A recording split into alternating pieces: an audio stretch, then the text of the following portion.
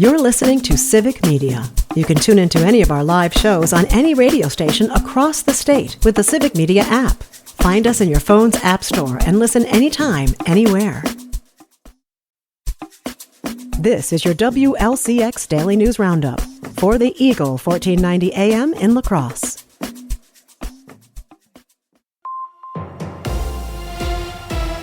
For 1490 WLCX, I'm Jimmy Kuska. The City of La Crosse is holding public information and engagement sessions for its City Administrator Working Group. A proposed ordinance to add the position of City Administrator to the City of La Crosse will be decided upon by the La Crosse Common Council in February. The information sessions are being held on September 30th, October 6th, October 8th, and October 14th. The proposed ordinance would add a City Administrator, which would take on some of the responsibilities of the Mayor's office.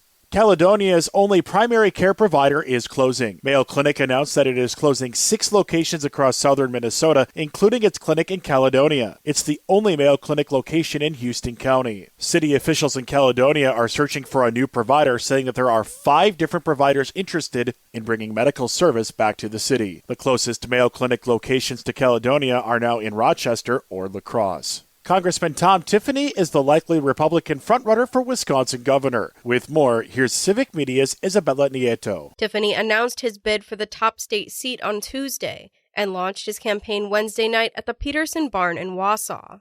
Tiffany, who currently represents Wisconsin's 7th congressional district, pledged to serve out his term in Congress, but says he's ready for a new chapter. I have a record of results. I have the common sense values that we all share, and I will give you the leadership you deserve. In his speech, Tiffany spoke about his upbringing on a dairy farm, saying it taught him the value of hard work and budgeting. And there are no excuses on the farm. You pick up the shovel, you pick up the pitchfork, and you go to work. He criticized Governor Tony Evers and Democratic leadership in Madison, saying the Wisconsin dream is, quote, slipping away. Farms are failing, factories are closing. Our educational system here in Wisconsin has now fallen behind Mississippi.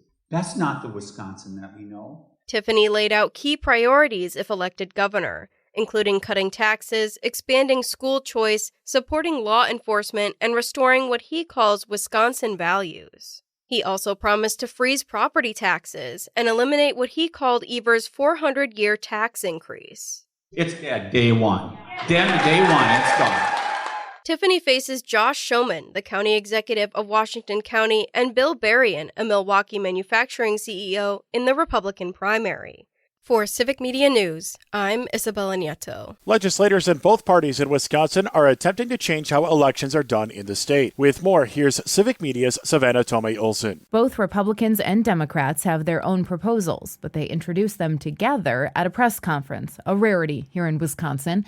Republican Representative Scott Krug from Nakusa presented the Republican plans. His bills include standardizing drop box rules, creating standard early voting hours, and new rules for election observers. One of the most notable among his plans, a bill to allow poll workers to begin processing absentee ballots on the Monday before Election Day. Most states allow that, but Wisconsin does not.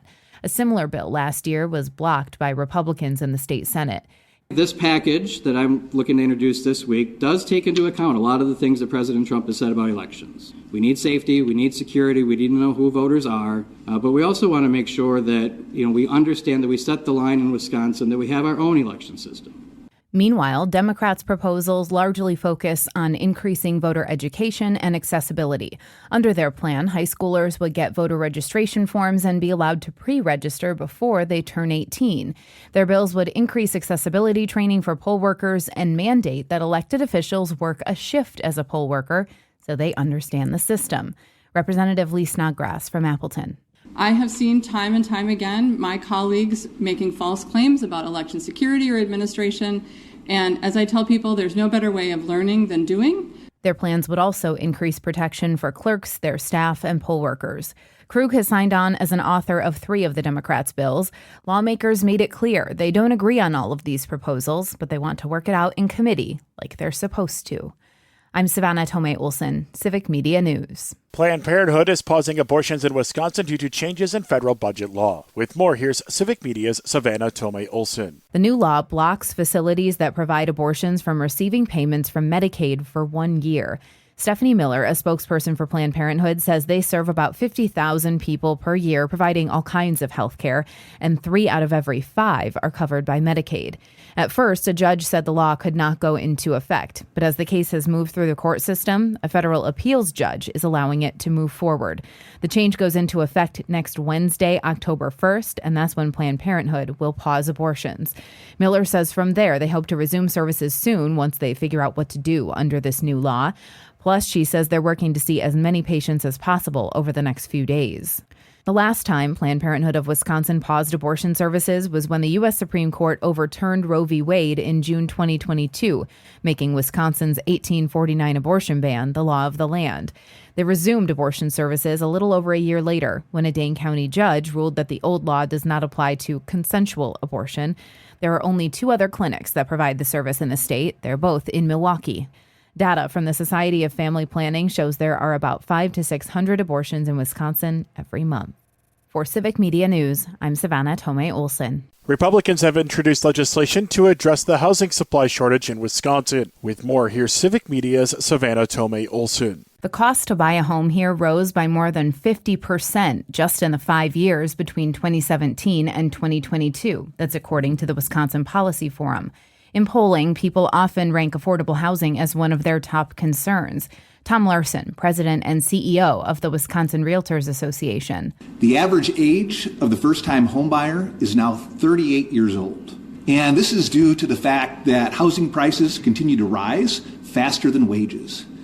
The average price of a home now in Wisconsin is approximately $340,000. That far exceeds a price that most working families can afford. Wisconsin's affordability crisis is worse than most other states.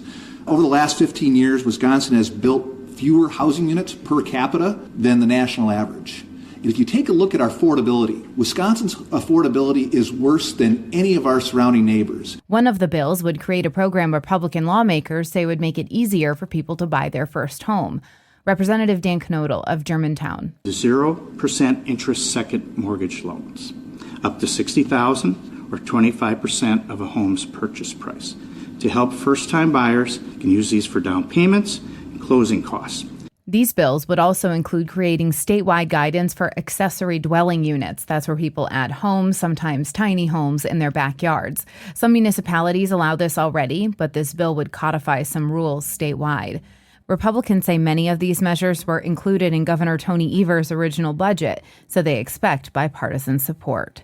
For Civic Media News, I'm Savannah Tomei Olson. Republican lawmakers are trying to revitalize the forestry industry in northern Wisconsin. With more, here's Civic Media's Shali Pittman. Republican state lawmakers say they want to revitalize the forest industry in northern Wisconsin with a new biofuel plant in Hayward. A new bill would provide $60 million in tax credits and $150 million in state bonding to build the facility. The plant would be a partnership between Wisconsin-based Johnson Timber and Syntec Fuels, a German energy company. Senator Mary Thalskowski says the project could create about 150 jobs and generate over $1 billion in annual economic impact. The facility would convert 880,000 tons of wood residue into aviation fuel every year, with at least 80% of that wood coming from Wisconsin forests. Lawmakers say the bill would also improve forest management. They point to a drop in timber harvests since the 2020 closure of the Wisconsin Rapids paper mill. The bill was announced on Monday. If approved, production could begin in 2029. Download the free Civic Media app now at civicmedia.us/app. For 1490 WLCX, I'm Jimmy Kuska.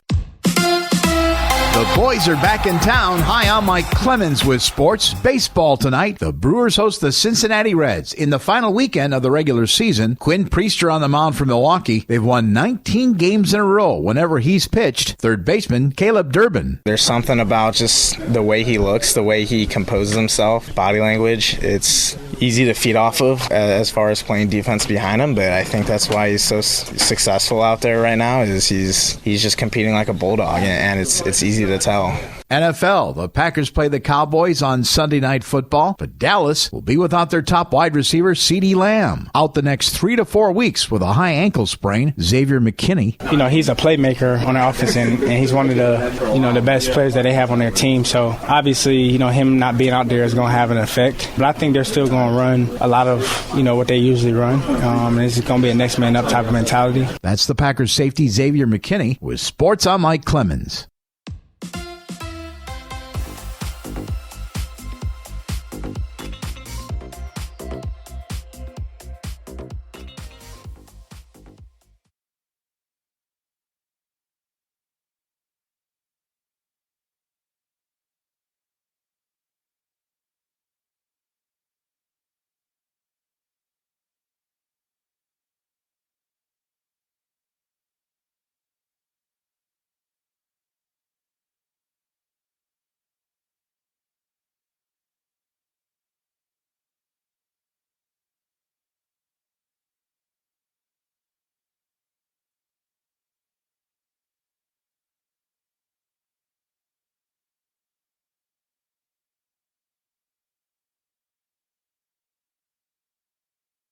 Imagine you are part of a hit TV show and the line from the show that fans quote when they see you involves yelling, "No, no," in your face. That is what life has been like for former The Office showrunner Paul Lieberstein. The yelling is in reference to Lieberstein's character Toby, who returns to work much to the dismay of his adversary, Michael Scott, played by Steve Carell, who shouts, "No, no," in Toby's face. It's worth a Google. The writer-actor recently spoke at the Paley Museum about its new exhibit for The Office. During his appearance, Lieberstein mentioned the new spin-off, The Paper. He is one of the writers on the new show and said he would be open to appearing on the show as an actor if it made sense. At the moment, Oscar Nunez, who played Oscar, is the only cast member from The Office on The Paper. I've seen the pilot of The Paper, and here's my advice. Bring back all The Office characters. In Nepo Baby news, Sawyer Spielberg, yes, relation, has signed on to play the lead in a new film called Once Upon a Time in Hell's Kitchen, according to Variety. The film is based on Colin Broderick's book of the same name. The young Spielberg most recently appeared in Materialists, opposite Dakota Johnson and Pedro Pascal. The 33-year-old actor is the son of director Steven Spielberg and actress Kate Capshaw, and will also executive produce the project. For what it's worth, he is a well-trained actor, but I'm sure the last name has opened a few doors. It took a screwball comedy to bring the hilarious Rick Moranis out of retirement. The Honey, I Shrunk the Kids star has announced that he will be part of Spaceballs 2, where he will reprise his role as Dark Lord Helmet in the sequel to the 1987 original. According to Variety, Amazon MGM Studios has announced that production is underway and the film should hit theaters in 2027. Better Spaceballs 2 for a comeback than another Honey, I Shrunk sequel. For more showbiz fun, tune into Nightlight with me, Pete Schwaba, weeknights from 6 to 8 p.m. on the Civic Media Radio Network. It is going to be mostly sunny today with a high in the upper 70s this afternoon. Tonight, partly cloudy. We'll drop into the low to mid-50s. Tomorrow, more sunshine with a high right around 80. I'm meteorologist Sean Cable. Right now, it's 57. That's your WLCX Daily News Roundup from Civic Media. Subscribe to this podcast on Spotify, Apple, or wherever you find your podcasts. Find more news at lacrosseeagle.com.